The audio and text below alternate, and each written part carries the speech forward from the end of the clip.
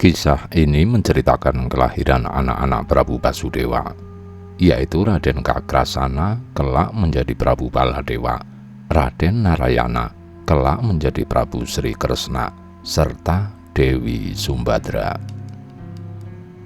Pada saat yang sama lahir pula putra ketiga Prabu Pandu, yaitu Raden Arjuna yang kelak menjadi pahlawan besar dalam perang Baratayuda. Juga dikisahkan kelahiran Raden Kangsa yang kelak menjadi musuh anak-anak Prabu Basudewa.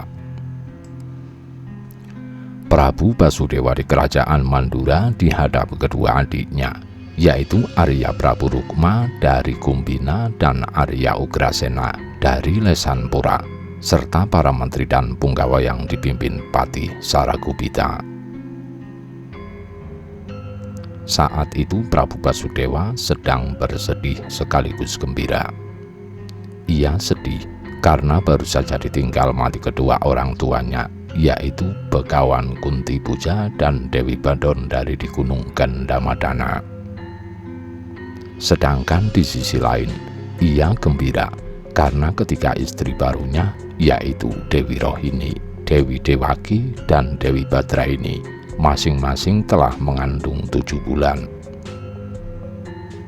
Selain itu, sang adik yaitu Dewi Kunti juga sedang mengandung dan saat ini berada di Istana Mandura. Dalam pertemuan itu, Prabu Basudewa membahas tentang sejauh mana pembangunan candi makam di Gunung Gandamadana sebagai astana untuk kedua orang tuanya. Patih Saragupita melaporkan bahwa pembangunan astana tersebut telah hampir selesai sesuai rencana. Prabu Basudewa gembira mendengarnya. Berarti dalam waktu dekat ini akan ada 2 acara besar. Acara yang pertama adalah upacara 7 bulan kehamilan Dewi Rohini, Dewi Dewaki, dan Dewi Badra ini, serta Dewi Kunti. Dan acara yang kedua adalah peringatan 100 hari meninggalnya Begawan Kunti Puja dan Dewi Badon dari, sekaligus peresmian Astana Gandamadana.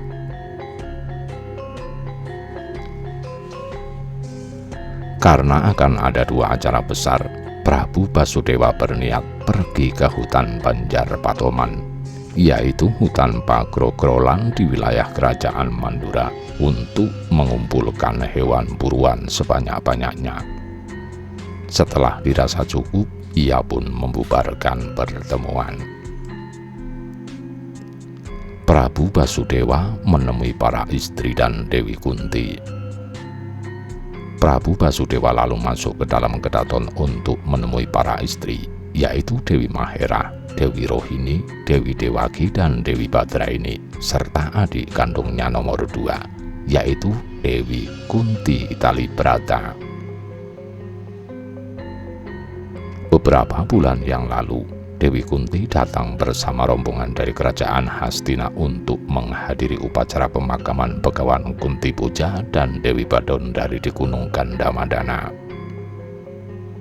Setelah upacara selesai, Dewi Kunti memohon kepada sang suami Prabu Pandu agar diizinkan tinggal di kerajaan Mandura sampai melahirkan. Ia ingin melahirkan bersama dengan ketiga kakak iparnya di istana tempat dirinya dulu dibesarkan. Kehamilan Dewi Kunti yang ketiga ini berbeda dengan kehamilan sebelumnya. Beberapa tahun yang lalu, tanpa sengaja, Prabu Pandu membunuh Resi Kindama dan Raradremi yang sedang bersenggama dalam wujud sepasang kijang. Sebelum tewas, Resi Kindama sempat mengutuk Prabu Pandu akan mengalami nasib celaka apabila bersetubuh dengan istrinya. Prabu Pandu sangat gelisah karena itu berarti dirinya tidak akan memiliki keturunan. Untunglah pada suatu hari Resi Druwasa datang membawa sarana berupa mangga pertangga jiwa untuk menanam benih Prabu Pandu di dalam rahim Dewi Kunti dan Dewi Madrim. Dewi Kunti menelan 3 potong daging mangga, sedangkan Dewi Madrim menelan 2 potong. Dengan demikian, Prabu Pandu dapat memiliki anak tanpa harus menyentuh kedua istrinya tersebut. Dewi Kunti lalu mengundang Batara Dharma untuk mematangkan salah satu benih Prabu Pandu di dalam rahimnya. Benih tersebut matang dalam waktu 1 hari dan lahir sebagai bayi laki-laki yang diberi nama Raden Puntadewa. 2 tahun kemudian, Dewi Kunti mengundang Batara Bayu untuk mendatangkan benih yang kedua. Benih tersebut matang dalam waktu 1 hari pula dan lahir sebagai bayi laki-laki berbungkus, diberi nama Raden Bima. Atas petunjuk Batara Bayu, Prabu Pandu pun meletakkan bayi Raden Bima tersebut di tengah hutan Mandalasana hingga kelak datang utusan dewa yang mampu merobek bungkusnya. Setahun kemudian, Prabu Pandu meminta Dewi Kunti untuk mematangkan benih yang ketiga dengan mengundang dewa yang ahli dalam budaya dan kesenian. Dewi Kunti segera mengundang Batara Indra menggunakan ilmu yang dulu diajarkan Resi Druwasa. Batara Indra pun turun dari kahyangan Suralaya menemui Dewi Kunti dan Prabu Pandu. Dewi Kunti menyampaikan maksudnya, tetapi ia hanya memohon agar Batara Indra mempertemukan benihnya dengan benih Prabu Pandu. Itu saja. Mengenai kematangan janin yang ketiga ini, biarlah matang secara alami, bukan matang secepat kilat seperti kedua kakaknya. Dewi Kunti mengaku ingin merasakan pengalaman hamil secara wajar selama 9 bulan, bukan kehamilan 1 hari jadi seperti sebelumnya. Batara Indra menyanggupi permintaan Dewi Kunti. Dengan kekuasaannya, ia pun menyatukan benih dalam rahim Dewi Kunti dengan benih milik Prabu Pandu yang ditanam melalui potongan terakhir mangga pertangga jiwa, yang sampai saat ini masih menempel di dalam perut istrinya itu. Setelah kedua benih tersebut bersatu menjadi calon janin, Batara Indra pun memberikan restu kepadanya, lalu undur diri kembali ke kahyangan. Demikianlah janin tersebut kini hampir berusia 7 bulan di dalam kandungan Dewi Kunti. Prabu Pandu pun mengizinkan istrinya itu tinggal di istana Mandura sampai kelak melahirkan. Prabu Pandu sendiri hendak pergi ke kerajaan Pringgodani untuk menemui muridnya, yaitu Prabu Tremboko. Maka rombongan pelayat yang kembali ke kerajaan Hastina hanya tinggal Resi Warabisma, Adipati Drestarastra, Raden Yamawidura, dan Dewi Madrim yang mengasuh Raden Puntadewa. Dewi Kunti kini bersama keempat kakak iparnya menyambut kedatangan Prabu Basudewa yang baru saja memimpin pertemuan. Prabu Basudewa berpamitan kepada mereka untuk pergi berburu ke hutan Banjar Patoman demi mengumpulkan hewan sebagai pelengkap upacara 7 bulanan dan juga peresmian Astana Gandamadana. Di antara para istri, tampak Dewi Mahirah yang terlihat lesu. Ia merupakan istri tertua, namun sampai saat ini belum juga hamil. Ia merasa Prabu Basudewa sudah tidak lagi perhatian kepadanya sejak Dewi Rohini, Dewi Dewaki, dan Dewi Badraini mengandung.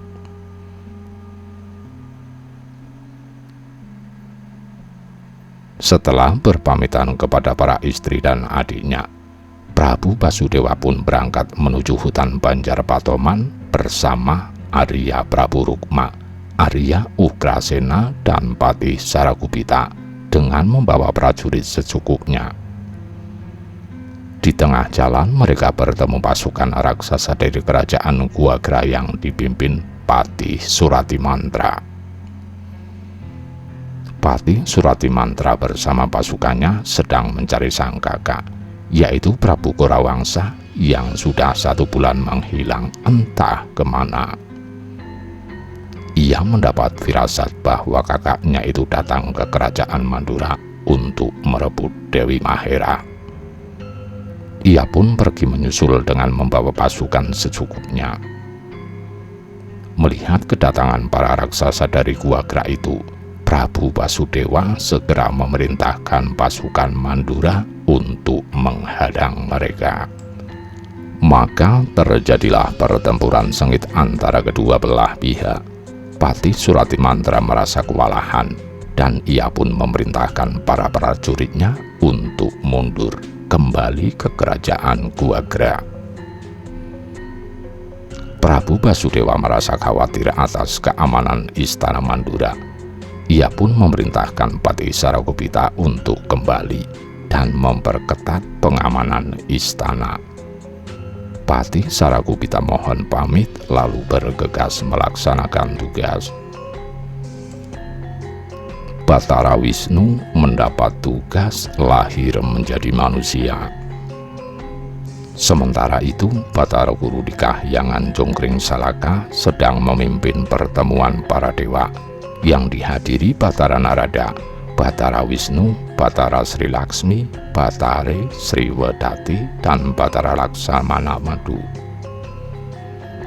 Dalam pertemuan itu, Batara Guru memerintahkan Batara Wisnu supaya lahir ke dunia sebagai anak manusia untuk menumpas angkara murka.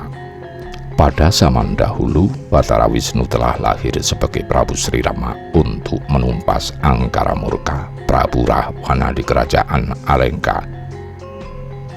Istri Batara Wisnu, yaitu Batari Sri Laksmi dan Batari Sri Wedati, ikut terlahir pula sebagai Rakyan Warasinta, yaitu istri Prabu Sri Rama yang diculik Prabu Rahwana. Adapun Batara Laksamana Madu, adik Dewi Sri Laksmi atau ipar Batara Wisnu, terlahir sebagai Raden Laksamana, yaitu adik tiri Prabu Sri Rama. Kini angkara murka kembali hadir mengancam ketertiban dunia dalam wujud Arya, Suman, dan para Kurawa di kerajaan Hastina. Batara Guru memerintahkan Batara Wisnu dan Batara Laksamana Madu untuk lahir sebagai manusia meredam angkara murka mereka. Batara Wisnu pun menyatakan bersedia. Namun ia mohon agar Batara Laksamana Madu diizinkan untuk lahir sebagai kakak. Dahulu kala saat masih menjadi Prabu Sri Rama dan Raden Laksmana, mereka berdua bersama-sama memerangi kejahatan Prabu Rahwana. Prabu Sri Rama sangat terkesan melihat kesetiaan Raden Laksmana dalam melayani dan melindungi dirinya.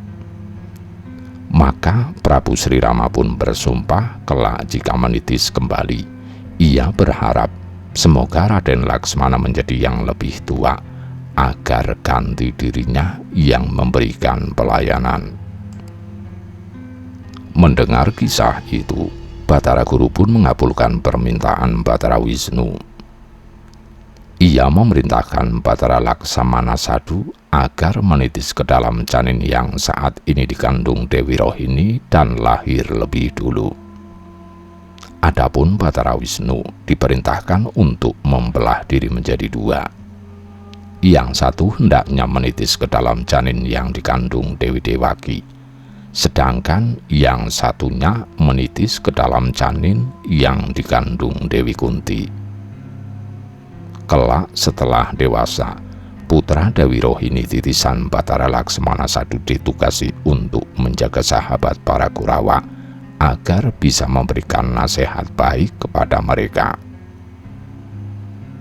Apabila Batara Laksamana Sadu gagal membina para Kurawa, Maka Batara Wisnu yang terlahir sebagai putri Dewaki dan putra Dewi Kunti ditugasi untuk bekerja sama membinasakan mereka semua.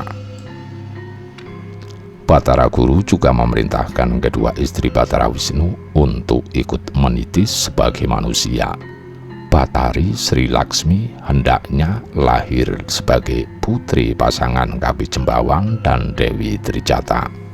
Sedangkan Batara Sri Wedati hendaknya lahir sebagai putri Dewi Badraini, yaitu istri termuda Prabu Basudewa. Kelak putri yang dilahirkan Dewi Trijata akan berjodoh dengan putra Dewi Dewaki, sedangkan putri yang dilahirkan Dewi Badraini akan berjodoh dengan putra Dewi Kunti. Ketika Batara Wisnu, Batara Laksmana Sadu, Batari Sri Laksmi, dan Batari Sri Wedati hendak mohon pamit melaksanakan tugas, tiba-tiba datang Batara Basuki yang memohon supaya diizinkan ikut menitis sebagai putra Prabu Basudewa. Batara Basuki bercerita bahwa dirinya pernah ditolong Prabu Basudewa setahun yang lalu. Saat itu Batara Basuki terhimpit batu besar karena bertarung melawan Garuda Wilmana. Untungnya Prabu Basudewa yang saat itu belum menjadi raja datang memberikan bantuan kepadanya. Sejak saat itu Batara Basuki merasa berhutang budi dan ingin terlahir sebagai putra Prabu Basudewa. Batara Guru lalu berunding dengan Batara Narada. Mereka pun mempersilahkan Batara Basuki supaya bergabung dengan Batara Laksamana Sadu untuk menitis ke dalam janin yang dikandung Dewi Rohini. Kelak janin tersebut akan terlahir sebagai sahabat kedua pihak, yaitu menjadi sahabat para Pandawa sekaligus para Kurawa. Tidak hanya itu, ia juga harus mengasuh keturunan para Pandawa setelah perang Baratayuda. Karena tugasnya yang berat tersebut, maka memang sebaiknya ada dua orang dewa yang secara sekaligus melindunginya. Batara Basuki berterima kasih, lalu ia pun bersatu jiwa raga dengan Batara Laksamana Sadu. Batara Wisnu dan Batara Laksamana Sadu kemudian berangkat lebih dulu dengan mengubah wujud mereka menjadi singa dan naga. Sementara itu, Batara Sri Laksmi dan Batari Sri Wedati berangkat dengan diantarkan Batara Narada. Prabu Basudewa memanah singa dan naga. Singa penjelmaan Batara Wisnu dan naga penjelmaan Batara Laksamana Sadu itu pun memasuki hutan Banjar Patoman, tempat Prabu Basudewa berburu, dan langsung menyerang Raja Mandura tersebut. Prabu Basudewa dengan cekatan memanah mereka berdua. Begitu terkena panah, kedua hewan tersebut langsung musnah dan berubah menjadi cahaya. Sang singa musnah menjadi dua cahaya, yaitu hitam dan kuning. Sedangkan sang naga musnah menjadi cahaya putih kemerah-merahan. Ketika cahaya tersebut lalu melesat menuju ke arah istana Mandura. Prabu Basudewa merasa penasaran sekaligus khawatir.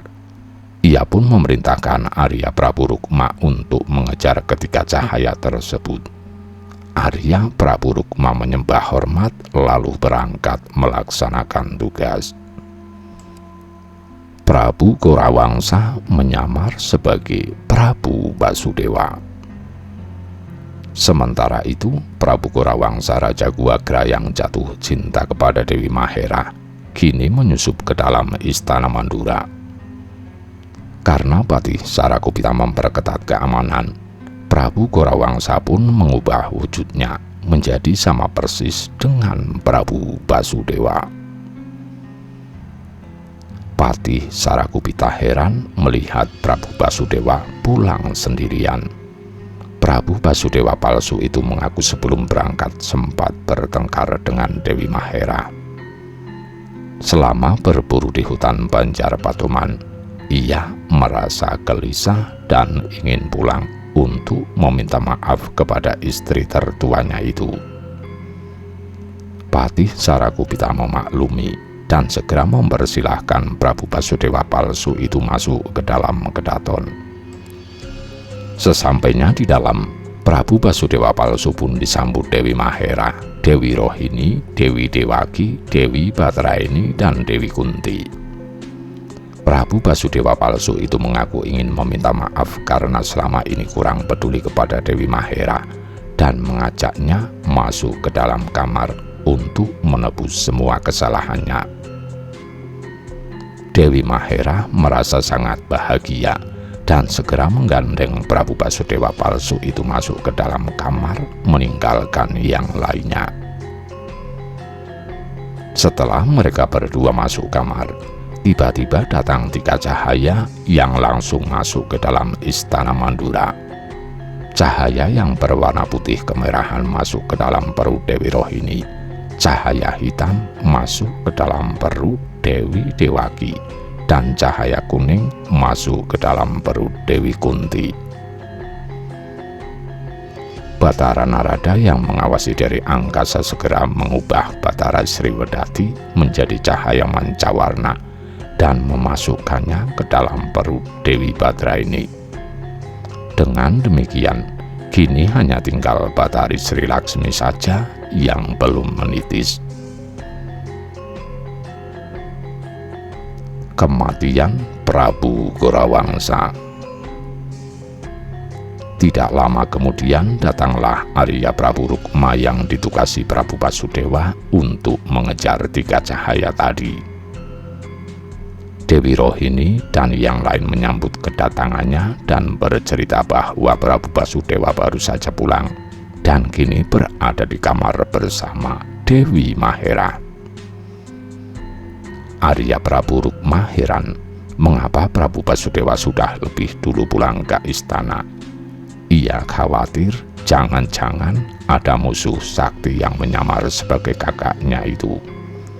Ia pun berteriak di luar kamar memanggil Prabu Basudewa palsu agar segera keluar.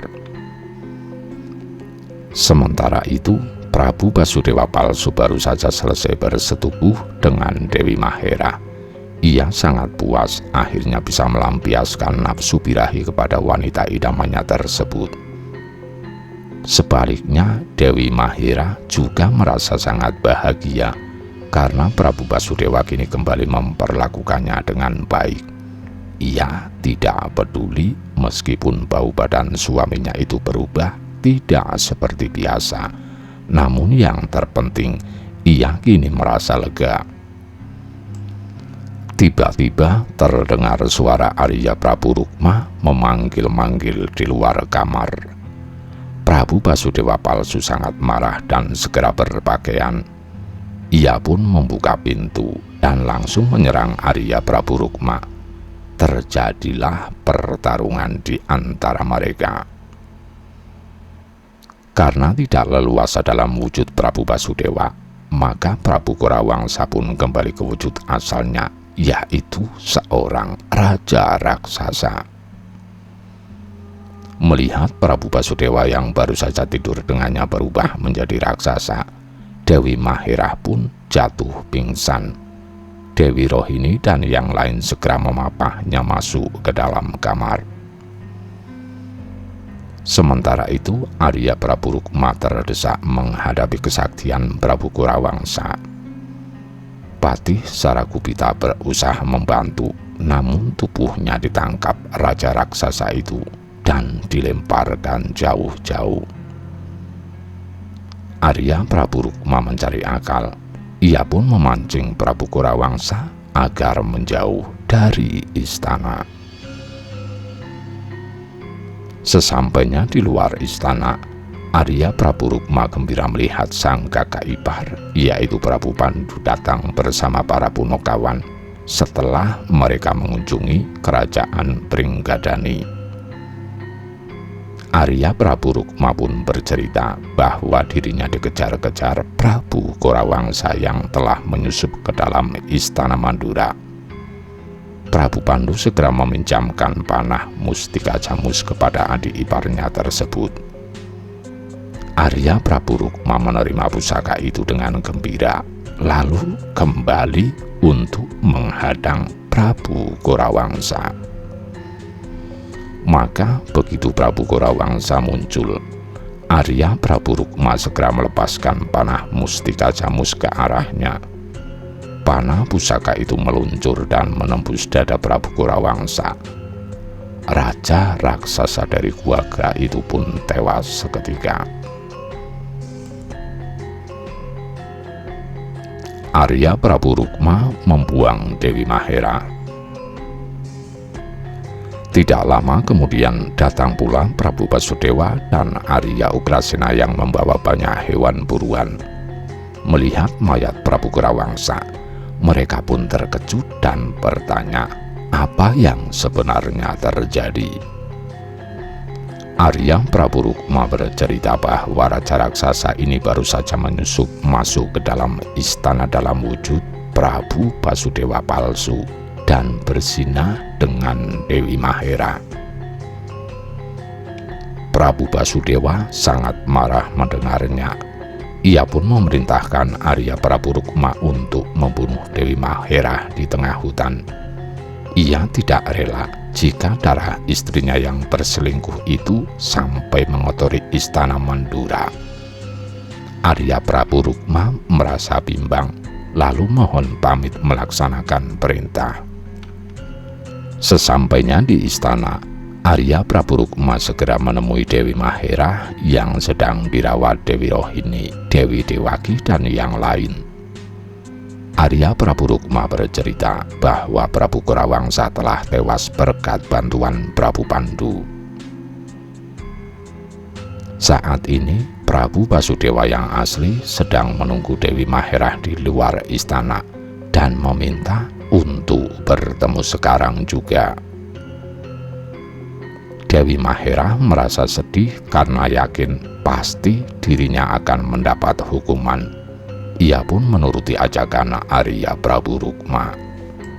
Arya Prabu Rukma dan Dewi Mahera kemudian naik kereta sampai ke tengah hutan. Di dalam hutan lebat itulah Arya Prabu Rukma berterus terang bahwa dirinya mendapat perintah dari Prabu Basudewa untuk menghukum mati Dewi Mahera. Akan tetapi ia merasa tidak tega. Ia pun memutuskan untuk meninggalkan kakak iparnya itu seorang diri di tengah hutan. Demikianlah Arya Prabu Rukma lalu membangun gubuk ala kadarnya di hutan tersebut sebagai tempat tinggal Dewi Mahera. Ia lalu mohon pamit kembali ke istana dengan perasaan kalut. Kepada Prabu Basudewa, ia melapor bahwa Dewi Mahera sudah dihukum mati olehnya. Dewi Mahera bertemu Patih Suratimantra. Dewi Mahera sudah 2 bulan tinggal seorang diri di dalam hutan. Karena terlalu sedih, keadaannya semakin memburuk dan ia pun jatuh sakit. Tiba-tiba muncul Patih Suratimantra bersama para prajurit Gua Gra lewat di hutan itu untuk mencari hilangnya Prabu Gorawangsa. Melihat ada wanita sakit terbaring di dalam gubuk, Patih Suratimantra heran dan mendatanginya. Dewi Mahera yang sudah putus asa mempersilahkan Patih Suratimantra jika ingin memangsa dirinya. Patih Suratimantra mengaku dirinya bukan raksasa hutan pemangsa manusia, tetapi raksasa bangsawan dari kerajaan Gua Gra, adik Prabu Gorawangsa. Dewi Mahera semakin sedih mendengar nama Prabu Gorawangsa disebut. Ia bercerita bahwa dirinya telah dinodai oleh Prabu Gorawangsa hingga hidupnya hancur seperti ini. Patih Suratimantra terkejut dan bertanya, di mana kini Prabu Korawangsa berada. Dewi Mahera pun menjawab bahwa Prabu Korawangsa telah tewas dibunuh Arya Prabu Rukma dibantu Prabu Pandu 2 bulan yang lalu. Patih Suratimantra sangat marah mendengarnya. Ketika hendak menyerang kerajaan Mandura untuk membalas dendam, tiba-tiba Dewi Mahera muntah-muntah dan meninggal dunia. Lahirnya Jagamaruta. Patih Suratimantra prihatin melihat kematian Dewi Mahera. Ketika hendak menguburkan jasad wanita itu, tiba-tiba datang seorang pendeta raksasa yang bernama Resi Anggawangsa dari Gunung Rawisrengga. Pendeta raksasa itu mengaku mencium bau janin yang terbawa angin. Karena penasaran, ia pun terbang mencari sumber bau tersebut. Ternyata bau janin itu berasal dari perut Dewi Mahera. Patih Suratimantra terkejut, senang bercampur sedih. Ia senang karena ternyata kakaknya memiliki keturunan akibat perzinahan 2 bulan yang lalu. Dan ia sedih karena Dewi Mahera meninggal dunia sehingga tidak mungkin bisa melahirkan. Resi Anggawangsa meminta Patih Suratimantra untuk tetap tenang, karena yang meninggal hanya Dewi Mahera, tetapi janin dalam kandungannya tetap hidup. Resi Anggawangsa lalu mengheningkan cipta, mengerahkan kesaktiannya. Atas izin Dewata, kandungan dalam rahim Dewi Mahera berangsur-angsur matang dalam waktu singkat. Perut Dewi Mahera yang sudah tidak bernyawa itu semakin membesar hingga akhirnya robek, dan keluarlah bayi laki-laki dari dalamnya. Resi Anggawangsa lalu menggendong bayi tersebut dan memberinya nama Jagamaruta, yang artinya pemuda angin. Ini sebagai pengingat bahwa Resi Anggawangsa dapat menemukannya berkat hembusan angin yang membawa bau janin sampai ke Gunung Rawisrengga. Patih Suratimantra sangat bahagia melihat keponakannya telah lahir. Ia pun memberinya nama Raden Kangsadewa, yang bermakna putra Prabu Korawangsa yang lahir berkat kemurahan Dewata. Patih Suratimantra pun meminta bayi itu untuk diasuhnya di kerajaan Guagra. Namun Resi Anggawangsa melarangnya. Ia berjanji bahwa dirinya yang akan mendidik Raden Kangsa alias Jagamaruta di puncak Gunung Rawisrengga. Kelak setelah dewasa dan memiliki kesaktian tinggi, barulah Raden Kangsa diserahkan kepada kerajaan Guagra. Resi Anggawangsa juga melarang Patih Suratimantra untuk menyerang kerajaan Mandura, karena kelak Raden Kangsa sendiri yang akan membalas kematian ayah dan ibunya. Patih Suratimantra yang sudah melihat kesaktian Resi Anggawangsa hanya bisa mematuhi nasihat pendeta raksasa tersebut. Setelah dirasa cukup, Resi Anggawangsa pun membawa terbang bayi Raden Kangsa menuju Gunung Rawisrengga, sedangkan Patih Suratimantra menguburkan jasad Dewi Mahera lalu pulang ke kerajaan Guagra. Kelahiran putra-putri Prabu Basudewa. Sementara itu, Prabu Basudewa dan Prabu Pandu di kerajaan Mandura sedang gelisah menunggu kelahiran putra-putra mereka. Tidak lama kemudian datang seorang pelayan yang mengabarkan bahwa Dewi Rohini telah melahirkan seorang bayi laki-laki berkulit putih kemerah-merahan. Prabu Basudewa sangat bahagia dan memberinya nama Raden Kakrasana. Beberapa jam kemudian, Prabu Basudewa menerima kabar bahwa Dewi Dewaki melahirkan seorang bayi laki-laki berkulit hitam legam. Prabu Basudewa kembali berbahagia dan memberi nama putranya itu Raden Narayana. Akan tetapi keadaan Dewi Dewaki melemah setelah melahirkan, dan akhirnya ia pun meninggal dunia. Hal ini membuat Prabu Basudewa sangat berduka. Ia pun menyerahkan Raden Narayana kepada Dewi Rohini untuk disusui.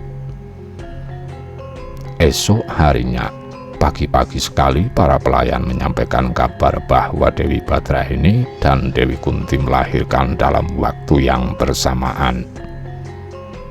Prabu Basudewa dan Prabu Pandu sangat gembira dan segera menjenguk mereka di kamar. Dewi Badrahini melahirkan bayi perempuan yang berkulit agak hitam. Prabu Basudewa pun memberi nama putrinya itu Dewi Sumbadra, mirip dengan nama ibunya. Sementara itu, Dewi Kunti melahirkan bayi laki-laki berkulit kuning langsat dan berwajah sangat tampan. Prabu Pandu pun memberi nama putranya itu Raden Arjuna, sedangkan Dewi Kunti memberinya nama tambahan Raden Permadi, yang bermakna kasih yang utama.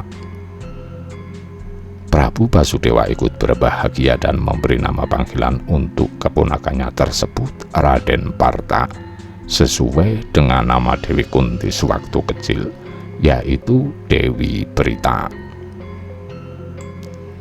Prabu Basudewa menggendong bayi Raden Arjuna dan Dewi Sumbadra, lalu mengumumkan kelak mereka berdua hendaknya menjadi jodoh. Prabu Pandu, Dewi Kunti, dan Dewi Badrahini menjadi saksi atas pengumuman tersebut. Kapi Jembawan dan Dewi Trijatha menghadap Prabu Basudewa. Sore harinya, Prabu Basudewa dan Prabu Pandu menerima kunjungan pasangan suami istri yang sudah sama-sama tua. Yang laki-laki berwujud wanara manusia kera, sedangkan yang wanita terlihat cantik meskipun sudah tidak muda lagi. Pasangan tersebut mengaku bernama Kapi Jembawan dan Dewi Trijatha, yang dulunya pernah mengabdi kepada Prabu Sri Rama dan Raghian Warasinta. Kapi Jembawan dan Dewi Trijatha sudah ratusan tahun menikah, tetapi belum juga memiliki keturunan. Mereka pun mendapat petunjuk Dewata supaya meminta restu kepada keturunan Prabu Sri Rama yang bernama Prabu Basudewa di kerajaan Mandura. Mendengar itu, Prabu Basudewa segera maju dan minta izin untuk menyentuh perut Dewi Trijatha. Begitu tangan Prabu Basudewa menyentuh perut wanita tua itu, tiba-tiba muncul seberkas sinar dari angkasa yang langsung masuk meresap ke dalam perut Dewi Trijatha. Tidak lama kemudian, Batara Narada turun dari angkasa menampakkan diri. Ia menjelaskan bahwa Dewi Trijatha sebentar lagi akan mengandung seorang anak perempuan titisan Batari Sri Laksmi, dan kelak setelah lahir hendaknya diberi nama Dewi Jembawati. Setelah dewasa, ia akan menjadi jodoh putra Prabu Basudewa yang berkulit hitam, yaitu Raden Narayana. Prabu Basudewa, Kapi Jembawan, dan Dewi Trijatha menyembah hormat mematuhi petunjuk dari Batara Narada tersebut. Batara Narada lalu menjelaskan bahwa Batara Laksamana Sadu dan Batara Basuki telah bersatu dan menitis kepada putra Prabu Basudewa yang berkulit putih kemerahan, yaitu Raden Kakrasana. Adapun Batara Wisnu membelah diri menjadi dua, yaitu menitis kepada Raden Narayana dan Raden Permadi. Sementara itu, Batari Sriwedati telah menitis pula kepada Dewi Sumbadra. Batara Narada juga menceritakan bahwa Dewi Mahera telah meninggal di hutan, namun sempat melahirkan seorang bayi yang diberi nama Raden Kangsa. akibat perbuatan Prabu Gorawangsa beberapa bulan yang lalu. Kelak anak itu akan tumbuh menjadi manusia angkara murka. Prabu Basudewa sangat marah dan berniat mencari anak itu untuk dibinasakan sejak dini. Namun Batara Narada melarangnya karena sudah menjadi suratan takdir bahwa anak itu hanya bisa dibunuh oleh kerjasama antara Raden Kakrasana, Raden Narayana, dan Dewi Sumbadra.